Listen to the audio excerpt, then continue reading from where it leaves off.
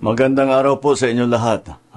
Ito patuloy sa aking pagre-report sa inyo tungkol sa mga development sa mga kaso na hinggil doon sa mga flood control project. At i-report ko po na ngayong araw yung AMLAC, yung Anti-Money Laundering Council, nakakuha na po ng 2 freeze order.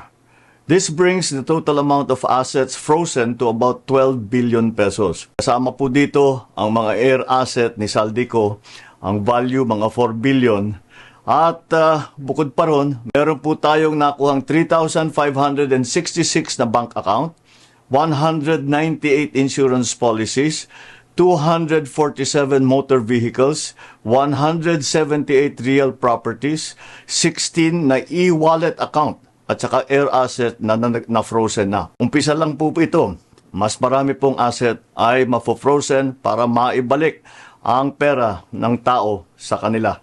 Ito po ang aming pangako that the money of the people will be given back to the people. Meron din pong development, yung ICI at saka ang DPWH, magsusumite po ng ebidensya sa ombudsman and magrekomenda sila ng kaso ng plunder, anti-graft, bribery, conflict of interest sa 8 congressman na may-ari ng mga construction company na may proyekto sa DPWH. Lastly, meron po akong ibabanggit sa inyo. Dinapitan po kami ng abogado ni Saldico at nagtatangkang mag-blackmail na kung hindi po namin kakanselihin daw ang passport niya, hindi na raw siya maglalabas ng video.